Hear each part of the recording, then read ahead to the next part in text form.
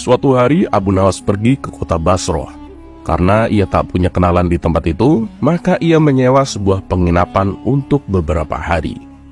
Ternyata penginapan yang ia tempati, kondisinya sudah sangat tua dan rusak. Abu Nawas kemudian menemui pemilik penginapan tersebut.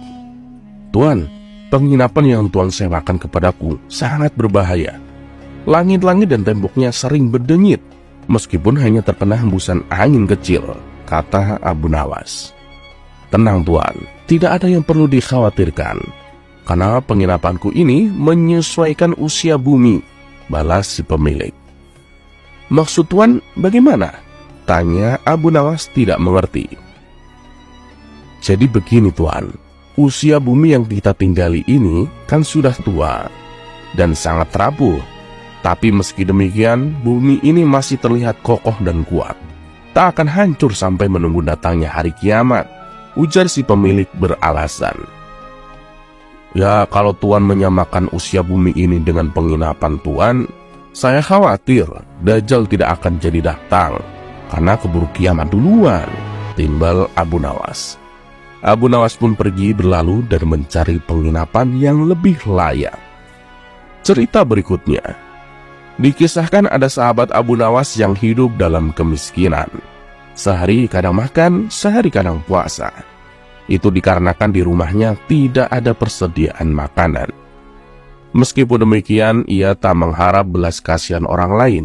Ia tak ingin orang tahu tentang keadaannya. Suatu hari ia merasakan lapar, tapi di rumah tidak ada makanan sama sekali. Untunglah ternyata masih ada sepotong roti dan keju. Ia pun langsung memakannya. Saat ia makan, serpihan keju kecil menempel di janggutnya tanpa ia sadari. Setelah menyantap habis roti dan keju tersebut, ia masih merasakan lapar, karena potongan roti yang ia makan ukurannya lumayan kecil. Tidak berapa lama, tiba-tiba datang Abu Nawas ke rumahnya. Ia pun membukakan pintu untuk mempersilahkan Abu Nawas masuk. "Hei kawan, ayo kita makan," ajak Abu Nawas. "Terima kasih Abu Nawas. Alhamdulillah barusan aku sudah makan," balasnya. "Apa yang kamu makan?" tanya Abu Nawas. "Hari ini aku makan daging burung dara Abu Nawas," jawabnya berpura-pura. Abu Nawas tahu kalau kawannya itu berkata bohong untuk menutupi keadaan dirinya. Sekilas Abu Nawas melihat sisa keju kecil yang menempel di janggut kawannya. "Sebenarnya aku sudah tahu kalau kamu barusan saja makan daging burung dara," ujar Abu Nawas. "Bagaimana kau bisa tahu Abu Nawas?" tanya kawannya penasaran. "Ya, karena aku melihat kotoran burung dara di jenggotmu," celetuk Abu Nawas. Mendengar hal itu, kawan Abu Nawas segera memegangi jenggotnya. Ia pun menemukan potongan keju kecil yang menempel di jenggotnya. Menyadari dirinya ketahuan berbohong, keduanya pun tertawa terpingkal-pingkal. Kemudian Abu Nawas memberikan uang kepada kawannya itu. "Abu Nawas, uang yang kau berikan terlalu banyak. Janganlah berlebihan seperti ini. Aku tidak mau menerimanya," tolak kawannya. "Terimalah, ini hanya separuh dari hadiah yang aku dapatkan dari Baginda Raja," desak Abu Nawas. Kawannya pun mengucapkan syukur kepada Allah dan tak lupa berterima kasih kepada Abu Nawas. Cerita berikutnya, dikisahkan Baginda Raja sedang menyelenggarakan pesta syukuran di istananya. Acara tersebut adalah syukuran untuk pemberian nama bayi. Dan pada acara kali ini, Baginda Raja sengaja tidak mengundang Abu Nawas. Menurutnya, apabila Abu Nawas diundang, justru akan membuat suasana menjadi berantakan. Tapi namanya juga Abu Nawas. Meskipun tidak diundang, ia tetap saja nekat datang ke acara tersebut. Setibanya di istana, Abu Nawas langsung membaur bersama para tamu undangan. Tidak lama berselang, Baginda Raja memulai pidatonya. "Para hadirin sekalian, hari ini adalah kebahagiaan bagi kita semua. Karena di tengah-tengah kita ada bayi yang baru lahir. Dan bayi ini akan saya namai Jablut." Tamu-tamu yang hadir langsung riuh bertepuk tangan menyambut nama baru bayi tersebut. Namun tiba-tiba terdengar teriakan protes dari salah satu tamu undangan. "Jangan Paduka, jangan namai bayi itu dengan nama Jablut." Sontak Baginda Raja kaget mendengarnya, dan ternyata orang yang berteriak tidak lain dan tidak bukan adalah Abu Nawas. Baginda Raja pun menjadi heran, bagaimana bisa Abu Nawas datang kemari. Tapi ya sudahlah, dengan nada sedikit emosi, Baginda Raja bertanya, "Kenapa kamu protes dengan nama yang aku berikan?" Dengan entengnya Abu Nawas menjawab, "Begini Paduka, karena orang yang bernama Jablut biasanya tolol dan bodoh. Lebih baik diganti nama yang lain saja Paduka," ujar Abu Nawas. Ucapan Abu Nawas ini sangat membuat malu Baginda Raja di depan para tamu undangan. Sebab menurut Baginda Raja, nama yang diberikan sudah cukup bagus dan baik. Tapi oleh Abu Nawas, nama tersebut disematkan kepada orang yang bodoh dan tolol. "Mana buktinya kalau orang yang bernama Jablut adalah orang yang bodoh dan tolol?" tanya Baginda Raja emosi. "Kalau kamu tidak bisa membuktikannya, kamu akan saya hukum cambuk," ancam Baginda Raja. "Tentu saja saya bisa Paduka. Paduka kan punya hakim yang bernama Jablut. Bukankah dia itu hakim yang bodoh dan tolol?" ujar Abu Nawas. "Kamu jangan kurang ajar ya Abu Nawas. Dia itu hakim yang cerdas," bentak Baginda Raja. "Saya bisa membuktikannya kalau dia itu bodoh dan tolol. Tapi saya butuh 30 keping emas untuk membuktikan ucapan saya Paduka," balas Abu Nawas. Mendapat tantangan dari Abu Nawas, Baginda Raja pun sejenak terdiam. Ini kesempatan yang bagus, aku bisa menghukum Abu Nawas. Hakim Jablut itu kan orang yang cerdas, mana mungkin bisa dikelabui Abu Nawas, pikir Baginda Raja.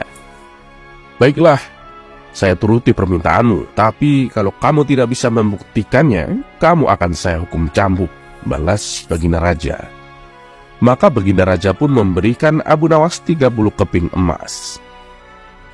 Esok harinya, dengan membawa 10 keping emas, Abu Nawas mendatangi sebuah rumah milik Hakim Jablut. Sesampainya di sana, ternyata Hakim Jablut sedang khusyuk berzikir. Abu Nawas lantas mengucapkan salam dan duduk di sampingnya.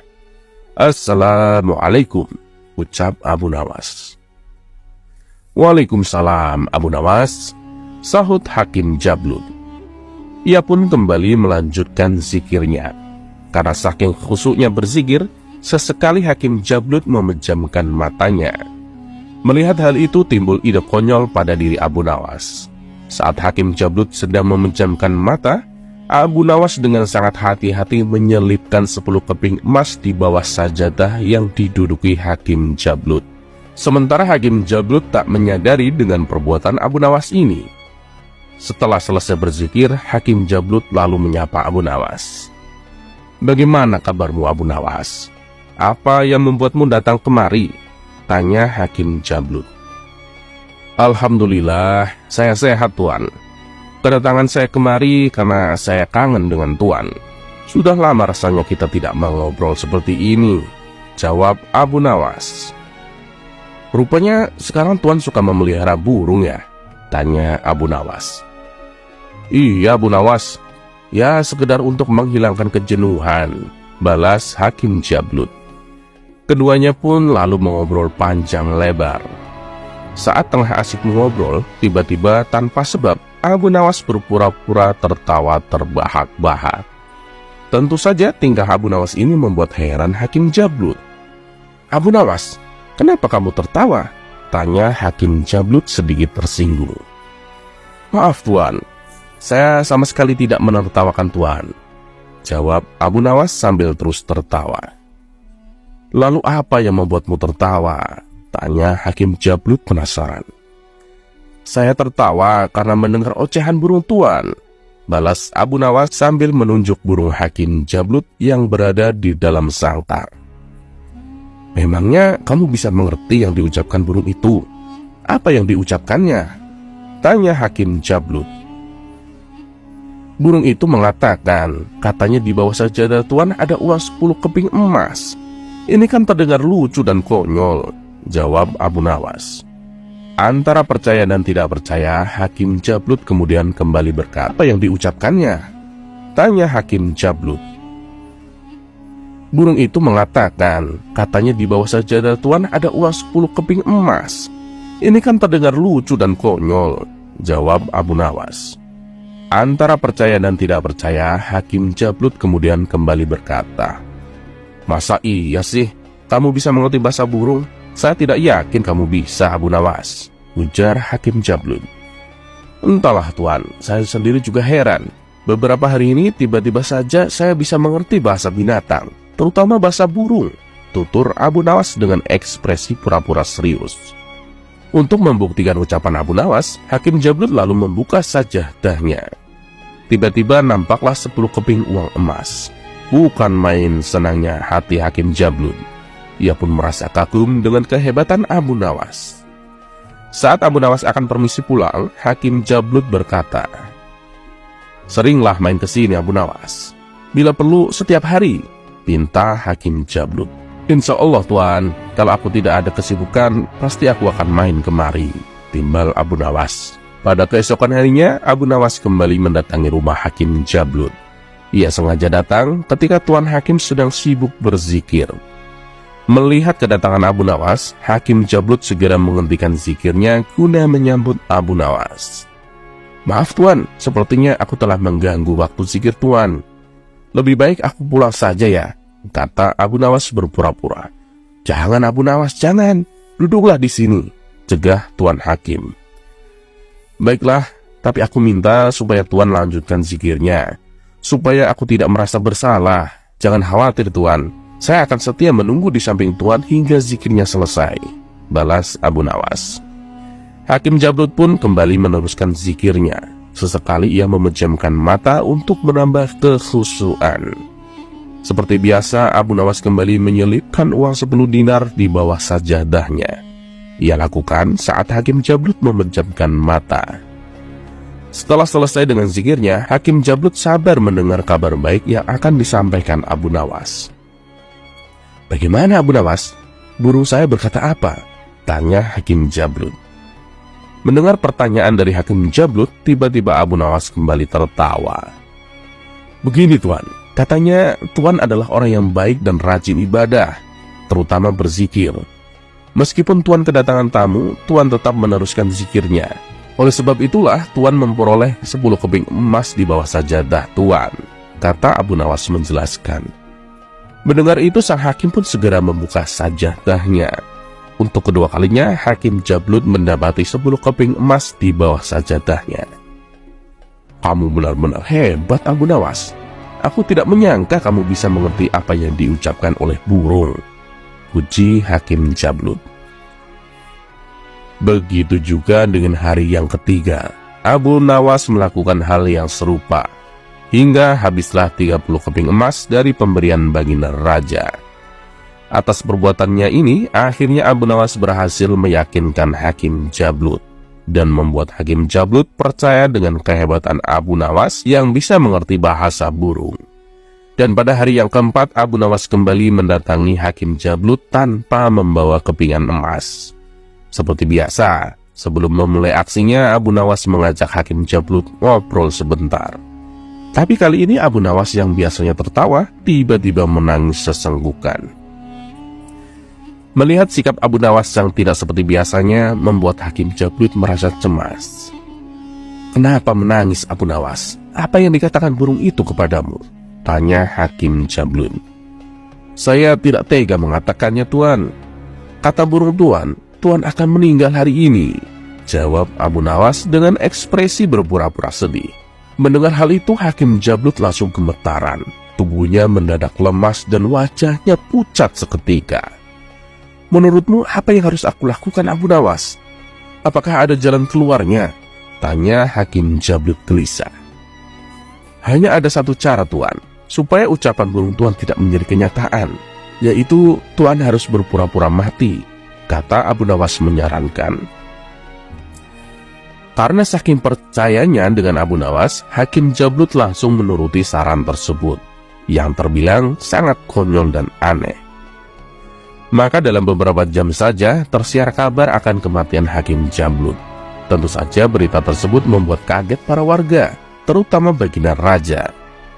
Ketika para warga hendak memandikan jenazahnya, Hakim Jablut ternyata sudah berada di dalam keranda.